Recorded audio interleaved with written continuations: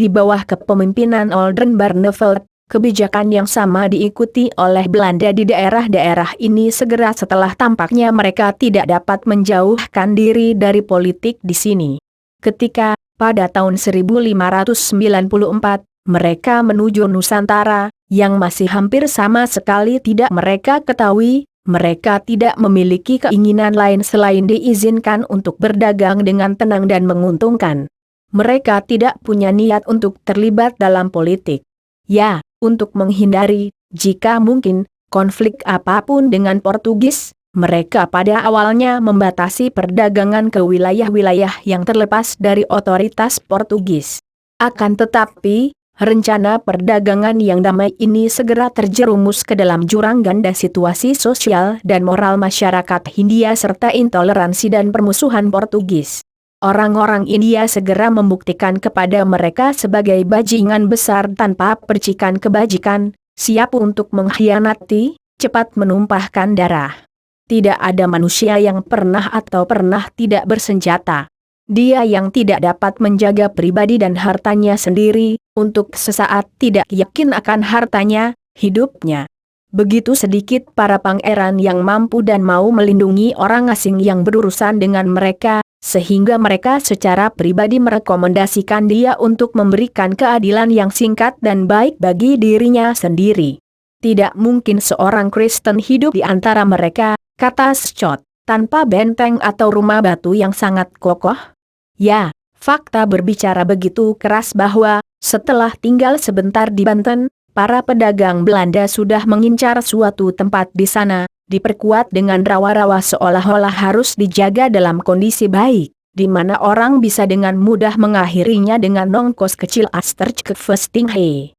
Keadaan lain membuat kebutuhan untuk memiliki sebuah benteng, negaranya sendiri, masih lebih terasa. Pada awalnya, setiap kapal mencari muatannya sendiri. Untuk tujuan ini kadang-kadang melintasi Nusantara di lebih dari satu arah. Akibatnya, perjalanan menjadi terlalu panjang dan konsekuensinya tak terhindarkan.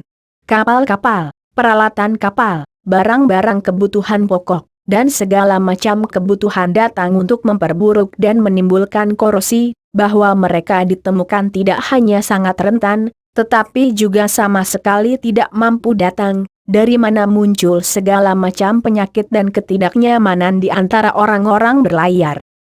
Sangat merugikan dan merusak perusahaan. 2. Untuk menghilangkan ketidaknyamanan tersebut diperlukan suatu pertemuan yaitu suatu tempat di Nusantara sebagai pusat segala perusahaan, depot tempat penyimpanan segala sesuatu yang datang dan pergi dari dan ke Belanda, kapal-kapal dibongkar dan dimuat, dan mencari kesempatan untuk penyegaran dan, jika perlu, untuk memperbaiki kerusakan yang diderita.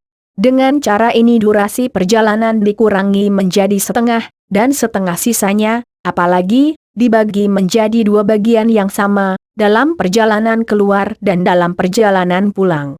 Tak perlu dikatakan bahwa di negara tanpa kepastian hukum, depot semacam itu harus menjadi benteng, yang dapat dengan bebas dan mandiri dibuang. Ada juga sesuatu yang lain. Kerendahan hati kami untuk tetap berada di luar wilayahnya mengembalikan Portugis dengan serangan musuh. Dia tidak mentolerir saingan di Nusantara, apalagi bidat dan pemberontak melawan Spanyol, yang rajanya juga rajanya. Dia akan mengusir kita dengan paksa. Dan Spanyol, yang sudah memiliki SK pada tahun 1601 dikirim dari 13 kapal perang bersenjata lengkap melawan kapal dagang India kami. Pada 1605, setiap orang Belanda yang berdagang di kerajaannya timur dan barat dengan cara itu, dinyatakan bersalah mati. Jadi pedang itu harus terhunus. Tetapi betapapun berani dan perkasanya di laut, betapa kayanya para pedagang sederhana dalam jangka panjang yang jauh dari tanah mereka, jika mereka tidak memiliki tempat perlindungan yang pasti dan aman di sana, melawan persatuan Spanyol dan Portugal, yang memiliki negara bagian di sana dipasok dengan kebutuhan militer, pasukan baru, dan tanah yang bergantung. Untuk dapat menahan kekuatan yang dahsyat ini, syarat pertama adalah tanah longsor ini tetap netral, atau lebih tepatnya menjadi sekutu kita. Kecenderungan untuk melakukannya dapat diasumsikan di dalamnya. Karena mereka membenci Portugis, dan para pedagang mereka melihat eksploitasi dan kemenangan di laut dengan mata kepala sendiri. Tetapi rasa takut harus mencegah mereka melakukannya. Karena apa yang menanti mereka? Segera setelah para pedagang berbalik dari negara mereka, Portugis kembali untuk membalas dendam berdarah kepada mereka, lemah dan tak berdaya. Jadi jika Portugis harus menjadi musuh bersama, maka orang Belanda harus mengikuti teladannya dan mendirikan kerajaan yang tangguh di antara bangsa-bangsa ini. Jadi, baik untuk melindungi diri dari keinginan pribumi maupun untuk dapat bertahan melawan Portugis, seseorang harus meninggalkan untuk selamanya rencana awal mengurung diri untuk berdagang tanpa basa-basi lagi. Pedagang itu juga harus menjadi raja, panglima suatu kerajaan, yang dari pusatnya yang tak tergoyahkan membentang ikatan besi yang menjepit Nusantara. Rencana baru ini membutuhkan 3 pertanyaan untuk diajukan.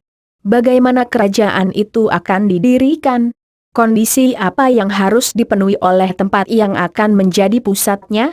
Di mana tempat seperti itu ditemukan? Hanya pertanyaan terakhir yang tampaknya melibatkan beberapa kesulitan.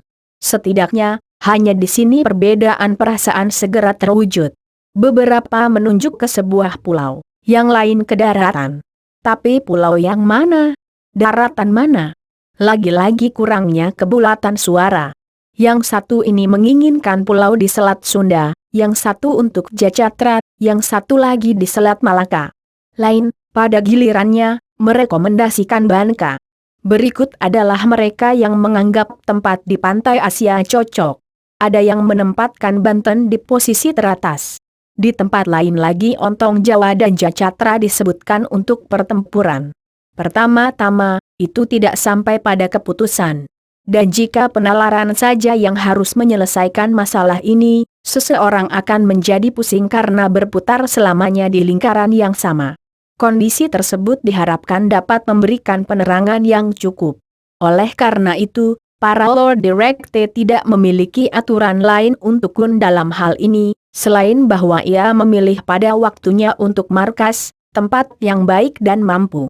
Pimpinan perusahaan merasa mampu menyebutkan kualitas-kualitas yang membuat suatu tempat untuk tujuan yang dimaksudkan baik dan mampu. Jalan alang-alang yang luas dan aman yang dapat diakses di semua musim ada di puncak. Seharusnya tidak ada kekurangan kebutuhan mulut dan kapal. Dan lokasi itu harus memajukan perlindungan barang-barang perusahaan dan pada saat yang sama mendukung persekutuan dengan seluruh bagian Nusantara. Jawaban atas pertanyaan yang memang paling sulit, bagaimana ibu kota negara dagang yang akan didirikan itu akan didirikan, memberi kita jawaban yang pasti tentang kebijakan kolonial Belanda. Ini adalah kebijakan damai yang sama seperti yang telah kami tunjukkan di atas. Pada peringatan umum sekarang untuk menonton waktunya, Invincibles tidak bisa menolak. Meskipun baru-baru ini mereka telah memperingatkan dalam surat mereka terhadap perang dengan raja pribumi manapun, mereka tidak menganggap berlebihan untuk sekali lagi secara tegas memerintahkan Kun untuk memperhatikan pemilihan dan pengukuhan ibu kota tersebut pada semua waktu dan tempat yang ditentukan, mungkin, sehubungan dengan perdagangan Inggris, Prancis, dan negara-negara lain, dapat dilakukan dengan paling tepat dan dengan kerusakan dan bahaya paling kecil terhadap company. Dan, khususnya, dia harus memastikannya, bahwa orang itu tidak terlibat dalam perselisihan seperti itu dengan Banten, bahwa Inggris dan negara-negara asing lainnya harus diizinkan untuk mengganggu perdagangan kita di sana. Sila ini memaparkan 3 hal penting bagi sejarawan dalam penilaian peristiwa besar yang dipertaruhkan. Menatap mata Pangeran Pribumi adalah omong kosong ortodoksi politik. Terlepas dari Jakarta dengan kerusakan dan bahaya yang berani dihadapi seseorang, tidak diragukan lagi ada kesulitan dalam pikirannya dengan kekaisaran itu. Semoga fondasi benteng yang begitu didambakan itu dapat diselesaikan. Namun, aliansi dengan Banten sama sekali tidak boleh menderita. Menatap mata Pangeran Pribumi adalah omong kosong kebijaksanaan negari. Memang, orang yang kurang cinta damai daripada orang Belanda pasti sudah menetapkan aturan yang sama. Untuk keadaan yang sama yang telah menyarankan rencana untuk mendirikan negara Belanda di kepulauan tampaknya menunjukkan dengan jelas dan tegas cara yang harus dilakukan. Apa yang mungkin menjadi kekuatan besar Portugis melawan kami terbukti menjadi tempat mereka yang paling rentan. Rakyat mereka, jauh dari mendukung mereka, mencari aliansi kita. Dengan sorak-sorai gembira mereka membawa kami ke perbatasan mereka untuk dibebaskan dari Portugis yang dibenci. Kesimpulannya tidak jauh untuk dicari. Dia yang mencerminkan dirinya kepada orang lain, mencerminkan dirinya dengan lembut. Mengasosiasikan kepentingan kita dengan kepentingan para pangeran pribumi adalah masuk akal. Jangan pernah mengatur pribumi untuk meminta saingan kita melawan kita, kebijakan tertinggi, untuk tetap terlepas dari begitu banyak teman dan sekutu, seni yang paling bagus dan halus. Dengan demikian saja perdagangan kita yang kaya dan menguntungkan dikonfirmasi dan pengaruh kita disiapkan di seluruh Nusantara. Di sisi lain, jika mereka berbalik melawan kita, apa yang bisa kita lakukan terhadap jutaan pribumi itu, yang dipimpin oleh musuh-musuh kita dan teman-teman yang sebanding, Portugis dan Spanyol, Prancis dan Inggris. Tentu saja kebijakan yang memikat, terdengar bersih, siap untuk akal sehat, tampaknya direkomendasikan oleh kehati-hatian dan moralitas, disertifikasi oleh pengalaman yang dangkal. Tidak heran bahwa orang tidak putus asa dengannya, bahwa orang-orang terus terlalu menyayanginya sehingga merugikan Belanda dan Hindia. Berapa banyak perhitungan kebijakan ini gagal, seberapa besar tampak betapa sangat aneh pulau-pulau ini, bagaimana di mana-mana pengkhianatan dan pembunuhan dengan berani muncul di kepala mereka, bagaimana di semua tempat di mana kekuatan yang cukup kurang atau itikat baik berlaku, pengorbanan berdarah dilakukan. 2 Pada tahun 1607, Gilles Michels Zon dengan awak kapal rongsokannya di Banjar, pada tahun 1610, Jan Claes dan semua orang naga terbang, baik di darat maupun di atas kapal, di Sambas, dan banyak orang di Banda dan Ambon, di Jakarta dan Gresik, pada tahun 1616 dan 1618 lagi di Makassar, di Japara, dan hampir di Jambi. Betapapun banyak persahabatan dan kepercayaan tidak menumbuhkan persahabatan dan kepercayaan di sini, namun orang-orang terus menghargai harapan terindah dari bludru yang diadopsi, saya hampir mengatakan, politik yang berantakan. Cobalah, selalu dikatakan, untuk mengikat penduduk asli kepada Anda dengan semua perlakuan ramah. Berurusan dengannya secara sopan, mengingat bahwa adalah bijaksana untuk melemparkan tombak untuk menangkap ikan kot. Atur paling sederhana dan hemat biaya untuk menjauhkan penghuni dari refleksi, agar tidak terlihat terlalu banyak bekerja di satu tempat. Hubungan intim, yang cukup asing bagi kebanggaan dan nafsu Spanyol, akan mengobarkan penduduk asli dengan cinta. Ya, untuk menyamarkan perlunya balas dendam, para direktur kadang-kadang mengeluarkan keluhan yang tidak berdasar tentang kebijakan yang jahat dan ceroboh serta sikap longgar para menteri mereka, yang menurut pendapat mereka terlalu bertentangan dengan prinsip Orientis C. Senin, di mana, kata mereka dengan tegas, contoh Portugis harus melayani kita, yang, karena sifatnya yang mendominasi, akhirnya kehilangan hampir segalanya. Mempertimbangkan hasil yang tidak pasti dari perang dan penyerahan perdagangan kepada orang lain yang merugikan kita, para penguasa umumnya tidak hanya cenderung untuk tidak menggunakan senjata sepenuhnya, tetapi kadang berharap bahwa membiarkan pembunuhan yang memalukan tidak dapat dihindari akan menjadi alasan untuk pengaturan yang sangat menguntungkan untuk perdagangan. Berkenaan dengan Inggris ini juga dicatat secara sepintas yang, betapapun mereka adalah orang Kristen dan sekutu, namun membantu orang-orang Moor melawan kami dengan senjata, nasihat dan perbuatan, berusaha untuk merusak kami dengan semua praktik jahat di Maluku, di Banten, di Jakarta, di Makassar, di Kalimantan. Yang oleh Jenderal Negara dan Pangeran Maurits begitu kejam dan memfitnah dengan semua raja, bahwa itu adalah kata-kata real tidak mungkin lagi menanggungnya, Sehubungan dengan teman-teman pura-pura Inggris itu kita lebih dari musuh. Kekuatan tinggi juga memberikan perintah ketat dan perintah tegas untuk tidak memperlakukan mereka dengan segala kesopanan. Dan menunggu dengan cara apapun untuk melakukan pelanggaran. Buah pahit dari politik lengket itu matang dengan cepat. Pada awal 1610, Tomagon Sucadana memberi kita peringatan rahasia bahwa jika kita tidak membalas dendam atas pembunuhan di Sambas daripada kekejaman yang dilakukan di Banjarmasin pada saat itu, kita harus segera takut akan adegan pembunuhan seperti itu di Sucadana dan di tempat lain, karena dan lihatlah, apa kesan kepasifan kita terhadap pribumi. Jika Anda tidak dapat menaklukkan satu atau dua tempat, bagaimana Anda akan menyelamatkan diri Anda sendiri jika lebih dari satu yang menentang? Presiden kita di Banten, M. Schottels, memahami petunjuk ini. Dengan risiko bahwa G.G. Pieter Both akan menyalahkan keputusannya yang suka berperang pada otak panas, dia sebuah kasus terjebak dari satu ke yang lain dengan Laksamana dan pemerintah sebelumnya mengatur ekspedisi ke Banjar dan Sambas. Untuk menempatkan bangsa kita dalam reputasi yang lebih baik di negeri tetangga Moor. Tapi tidak seperti siapapun dan justru disinilah letak pentingnya pribadinya penerus Chotel, Jan Pieters Zkun, melihat melalui semua keputusasaan politik pemalu yang umumnya dirayakan. Apakah kelembutan ibu kita gabungkan di sini beberapa ucapan yang tersebar dalam surat resminya tahun 1614, 1619 membuat anak-anak lincah dan nakal. Apa yang akan menjadi kesederhanaan ramah Belanda dalam kelahiran jahat ini? Tanpa perang Anda tidak akan pernah damai di dunia. Alam mengajarkan bahwa perang menghasilkan perdamaian, dan siapa yang tidak menabur tidak akan menuai. Di India perdagangan harus dilakukan dan dipelihara di bawah naungan dan bantuan senjata kita. Dalam perdagangan itu tanpa perang dan perang tanpa perdagangan tidak dapat dipertahankan. Untuk apa senjata kita? Baik pertimbangan pribadi maupun tidak adanya perintah untuk itu tidak akan mencegah Kun menjaga kesejahteraan patria dan kompi umum dengan senjata jika perlu.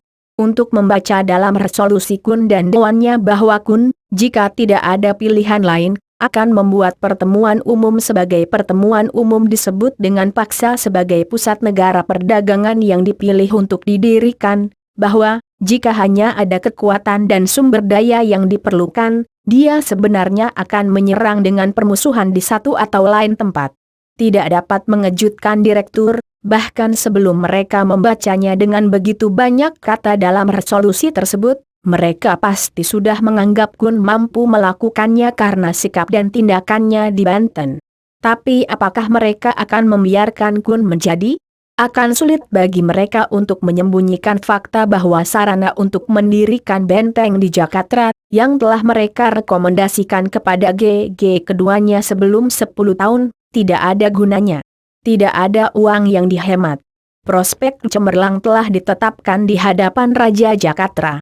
Tidak ada kekurangan kebijakan yang hati-hati dan lebih dekat. Tetapi lebih dari sebelumnya, orang-orang secara bertahap menjauh dari tujuan mereka. Sebab, betapapun terpecah belahnya mereka, Banten dan Jakarta sepakat bahwa Belanda tidak boleh membangun benteng, bukan Malaka kedua, di wilayah mereka. Menyangkal bahwa cara damai telah habis memang sulit. Pilihan harus dibuat di antara keduanya, meninggalkan niatnya untuk membangun benteng di Jakarta, atau terus maju dengan tangan di tangan. Kebijaksanaan Heren XVI yang dipikirkan dengan matang tidak akan kalah. Dengan langkah yang bermartabat mereka menapaki jalan rata-rata emas dengan tenang dan terukur. Mereka sama sekali tidak meninggalkan rencana mereka. Juga tidak berlanjut dengan senjata. Mereka menggabungkan melakukan dan tidak melakukan menjadi satu kesatuan yang indah. Kalau Jakarta dipaksa, ya berani maju.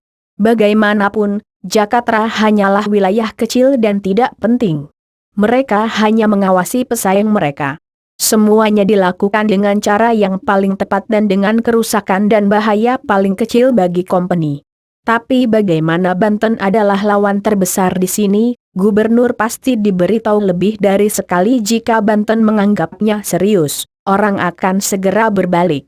Jika Sebagai akibatnya, orang-orang jatuh ke dalam perselisihan sedemikian rupa dengan banten bahwa Inggris dan negara-negara asing lainnya akan diizinkan untuk melemahkan perdagangan kami di sana. Maka, ketika kami meletakkan fondasi modal kami menggali dengan tangan kami sendiri kuburan perdagangan dan kekuasaan kita. Sementara direksi mendukung pesanan mereka dengan lupa mengirimkan alat dan jamu Kun. Apa yang akan Kun katakan tentang hal-hal ini? Haruskah dia membeber kepada para pelindungnya bagaimana kebijakan aliansi yang tinggi dengan orang-orang Maori yang tidak setia itu menuntun di sepanjang jalan berliku kemunafikan dan kepalsuan menuju jurang kehancuran? Haruskah dia menuliskan untuk mereka pemikiran agung yang telah berkecambah dan berkembang dalam dirinya selama bertahun-tahun meditasi tanpa gangguan? Akankah dia berargumen kepada mereka bahwa untuk menstabilkan pertemuan umum dan untuk berdamai dengan Raja Jakatra dan Banten adalah hal yang tidak cocok? Bahwa kekerasan musuh-musuh mereka, ketidaksetiaan bangsa Moor, dan penyamaran teman-teman yang pura-pura, tidak boleh dibiarkan atau ditakuti? Bahwa mereka harus mempertimbangkan apa yang bisa dilakukan oleh keberanian yang baik?